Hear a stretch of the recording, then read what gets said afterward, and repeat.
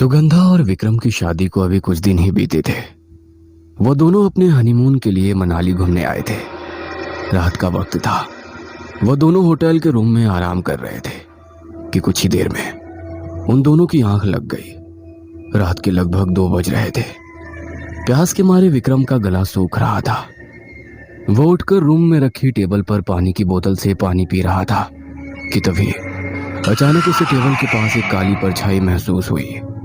वो जैसे ही उस परछाई को देखने के लिए टेबल की ओर झुका, तभी उसे अपने पीछे से किसी के गुजरने का एहसास हुआ। उसने तुरंत ही पीछे की तरफ मुड़कर देखा तो वहां कोई नहीं था। सुगंधा भी बहुत ही गहरी नींद में सोई हुई थी। विक्रम को वहां कुछ अजीब तो लग रहा था, लेकिन वो उसे अपना वहम समझकर नजरअंदाज करने की कोशिश कर रहा था। वो अपने बिस्तर पर आकर दोबारा अपनी आंखें बंद करके लेट गया कि तभी उसे अपने कमरे में किसी के कदमों की आहट महसूस हुई। इस बार जब विक्रम ने अपनी आंखें खोलकर देखा तो उसे कमरे की खिड़की पर एक काली परछाई का साया नजर आया। उसे देखकर विक्रम बुरी तरह डर गया और डर के मारे उसका पूरा शरीर कांपने लगा। वो हिम्मत करके सुगंधा की ओर मुड़ा, लेकिन सुगंधा को देखकर उसके होश उड़ गए। सुगंधा का चेहरा बिल्कुल सफेद पड़ चुका था और वो अपनी लाल भयानक बड़ी बड़ी आंखों से विक्रम को घूर रही थी। वो उसे देखकर बड़ी ही शैतानियत भरी हंसी के साथ मुस्कुरा रही थी। अपनी आंखों के सामने इस मंजर को देखकर विक्रम का दिल डर से दहल उठा और डर के मारे वो बेहोश हो गया। सुबह जब उसकी आंख खुली तो सब कुछ बिल्कुल नॉर्मल था। सुबह के लगभग 5:30 बजे का समय था। सुगंधा शीशे के सामने खड़ी अपने बालों को सहला रही थी। विक्रम बड़ी ही ध्यान से उसकी ओर देख रहा था कि तभी उसे शीशे में एक काली परछाई दिखाई दी जो लगातार उसे ही घूरे जा रही थी। कल रात के बाद इस एक और हादसे की वजह से विक्रम के पैरों तले जमीन खिसक गई। वह हड़बड़ाकर सुगंधा को पुकारने लगा। उसकी आवाज सुनकर सुगंधा बुरी तरह डर गई और वो दोनों उसी समय होटल से वापस अपने घर आ गए। घर पहुंचते पहुंचते उन्हें शाम हो गई थी। खाना खाकर वो दोनों अपने बिस्तर पर लेटे एक दूसरे से बातें कर रहे थे। विक्रम बड़े ही प्यार से सुगंधा के गालों को सहला रहा था कि तभी अचानक सुगंधा की आंखें गुस्से से बिल्कुल लाल हो गई और उसने विक्रम के हाथ को हटाते हुए बड़ी ही अजीब आवाज में उससे कहा, दूर रह इससे, ये सिर्फ मेरी है। चेतावनी दे रहा हूँ तुझे, अगर आज के बाद तू इसके पास भी आया तो खत्म कर दूंगा तुझे। सुगंधा की ऐसी हालत देखकर विक्रम बुरी तरह डर गया। उसने हिम्मत करते हुए सुगंधा से पूछा, सुगंधा सुगंधा क्या हुआ तुम्हें? तुम मुझसे ऐसे क्यों बात कर रही हो? विक्रम के इतना पूछते ही सुगंधा अचानक बेहोश हो गई। तभी विक्रम सुगंधा के ऊपर पानी छिड़क कर उसे अपने हाथ से जगाने की कोशिश करने लगा। तभी अचानक सुगंधा ने अपनी भयानक लाल आंखों से विक्रम की तरफ बड़े ही गुस्से से देखा और उसके हाथ को बड़े ही मजबूती से पकड़ लिया। इससे पहले कि विक्रम कुछ कर पाता, सुगंधा ने विक्रम को धक्का दे दिया। विक्रम सीधे जाकर सामने लगे शीशे से टकरा गया और उसके पूरे शरीर में कांच के टुकड़े घुस गए। उसका शरीर पूरी तरह से खून से सन गया। दर्द के मारे वो बुरी तरह से तड़पने लगा। उसे ऐसी हालत में देखकर सुगंधा बड़े ही भयानक तरीके से मुस्कुराने लगी। उस आवाज को सुनकर विक्रम के भाई बहन और उसकी माँ उसके कमरे में आ गए। उनके वहां आते ही सुगंधा अचानक शांत हो गई और विक्रम की तरफ देखकर रोने लगी। विक्रम की ऐसी हालत देखकर उसके परिवार की रूह कांप गई। वह जैसे ही विक्रम के पास गए तो विक्रम बड़े ही भयानक तरीके से उन सब की ओर देखकर मुस्कुराने लगा और अपने शरीर में चुभे कांच को अपने हाथों से खींच खींच कर निकालने लगा। उसका पूरा शरीर खून से लथपथ हो चुका था। उसके शरीर से खून रिसकर अब जमीन पर गिरने लगा। वो अपने नाखूनों से बुरी तरह से कमरे की दीवारों को नोचने लगा। उसकी उंगलियां खून से लथपथ हो चुकी थी। उसका पूरा शरीर एक मुर्दा इंसान की तरह कर रहा था। उसकी गर्दन पूरी तरह से मुड़कर पीछे की ओर घूम चुकी थी और वो सभी को देखकर बड़ी ही भयानक हंसी के साथ मुस्कुरा रहा था। उसकी ऐसी हालत देखकर उन सभी के रोंगटे खड़े हो गए। उन सभी ने जल्दी से कमरे से बाहर निकलकर उसे उस कमरे के अंदर ही बंद कर दिया वो जान चुके थे कि विक्रम के शरीर पर किसी बुरी आत्मा ने अपना कब्जा कर लिया है। इसलिए विक्रम की मां ने देर ना करते हुए उनके पड़ोस में रहने वाले एक तांत्रिक बाबा को बुलाया। तांत्रिक बाबा ने जैसे ही घर के अंदर प्रवेश किया तो उन्हें घर के अंदर एक बुरी शक्ति का आभास हो गया। कब्जा कर लिया है उस आत्मा ने तुम्हारे बेटे के शरीर पर। इतनी आसानी से नहीं जाएगा वो ठान कर आया है कि तुम्हारे बेटे को अपने साथ लेकर जाएगा।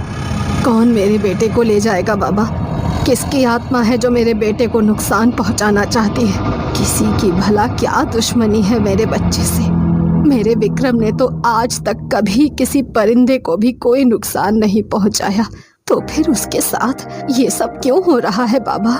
निर्मला की बात सुनकर बाबा ने अपने झोले से कुछ चावल के दानों को निकाला और कुछ मंत्र बुदबुदाते हुए उन्होंने उस चावल के दाने को जमीन पर फेंक दिया। देखते ही देखते वह चावल के दाने बिल्कुल काले पड़ गए और उनसे एक बहुत ही बुरी दुर्गंध आने लगी। तभी बाबा तुरंत अपनी आंखें बंद करके कुछ मंत्र बुदबुदाने लगे। उस आत्मा का वास्ता तुम्हारे बेटे से नहीं बल्कि उसकी पत्नी से है। क्या ये आप क्या कह रहे हैं बाबा? भला मेरा किसी आत्मा से क्या वास्ता हो सकता है? वो पीपल का पेड़ जिससे तुम्हारी शादी हुई थी, याद है तुम्हें? हाँ बाबा, वो मुझ पर मंगल दोष था, इसीलिए पंडित जी ने ही मुझे शादी से पहले पीपल के पेड़ से शादी करने का सुझाव दिया था। लेकिन उस बात का आखिर इस आत्मा से क्या संबंध है? पीपल के पेड़ के साथ तुम्हारी शादी होने से एक रात पहले किसी तांत्रिक ने अपनी सिद्धियों की शक्तियां बढ़ाने के लिए वहां भटक रही आत्माओं को अपनी तंत्र शक्ति के जरिए उस पीपल के पेड़ से बांध दिया था, जिस वजह से उस पेड़ से शादी करते समय तुम्हारी शादी उस आत्मा के साथ हो गई। इसीलिए वो तुम्हारे पति को तुमसे दूर करने के लिए उसे नुकसान पहुंचा रहा है। उसे रोकने के लिए हमें उसी पेड़ के पास जाकर तांत्रिक क्रिया करनी होगी, नहीं तो वो विक्रम को नुकसान पहुंचाकर उसे हमेशा के लिए अपने साथ ले जाएगा। लेकिन वो क्रिया इतनी आसान नहीं, उसके लिए हमें विक्रम को भी उस जगह पर लेकर जाना होगा। अब सब लोग विक्रम के साथ हो रही इन अनहोनियों का कारण जान चुके थे। बाबा अपने झोले से विभूति निकालकर कुछ मंत्रों का उच्चारण करने लगे और उन्होंने उस विभूति से विक्रम के कमरे के बाहर एक रेखा बना दी।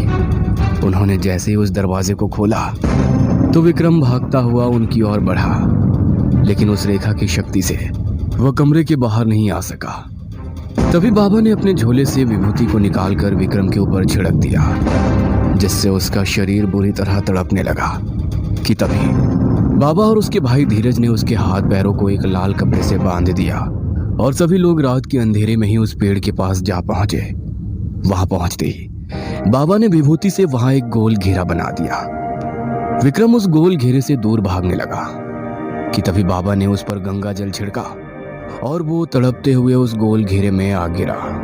तभी बाबा उस जगह पर यज्ञ कुंड बनाकर नरकंकाल की हड्डियों से तंत्र क्रिया करने लगे कि तभी विक्रम का शरीर बहुत ही बुरी तरह तड़पने लगा।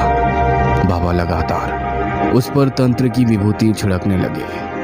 नहीं जाऊंगा, मैं इसे छोड़कर नहीं जाऊंगा, इसे तो मैं अपने साथ लेकर ही जाऊंगा। अगर तूने इसी वक्त इस बच्चे के शरीर को नहीं छोड़ा तो मैं हमेशा के लिए तुझे अपनी तंत्र विद्या से कैद कर लूंगा। तुझे इसके शरीर को छोड़ना ही होगा। नहीं छोड़ूंगा, मैं इसे अपने साथ लेकर जाऊंगा। सुगंधा सिर्फ मेरी है, मैं उसे किसी और का नहीं होने दूंगा। अगर तूने ऐसा किया तो मैं तुझे कभी इस संसार से मुक्त नहीं होने दूंगा। जन्मों जन्म यही भटकता रहेगा तू। इतना कहकर बाबा ने उसके शरीर पर यज्ञ की विभूति को छिड़का और वो आत्मा बुरी तरह तड़पने लगी। वह बुरी तरह दर्द से कराहने लगा। छोड़ दो मुझे, मैं चला जाऊंगा इसके शरीर को छोड़ के, लेकिन उसके लिए तुम्हें मेरा एक काम करना होगा। कैसा काम? मुक्त कर दो मुझे, बहुत कष्ट में हूं मैं, और अगर मैं कष्ट में रहा तो मैं इसे भी कष्ट देता रहूंगा। ठीक है, मैं मुक्त करूंगा तुझे। इतना कहते ही बाबा ने अपने हाथ में गंगा जल लेकर कुछ मंत्रों का उच्चारण करते हुए कई बार उसके शरीर पर गंगा जल को छिड़का कि तभी वह बुरी तरह तड़पने लगा। लेकिन कुछ ही देर में विक्रम बिल्कुल शांत होकर बेसुध हालत में जमीन पर गिर पड़ा। तंत्र क्रिया से बाबा ने उस आत्मा को अब मुक्त कर दिया और वो आत्मा अब हमेशा हमेशा के लिए विक्रम और सुगंधा को छोड़कर जा चुकी थी।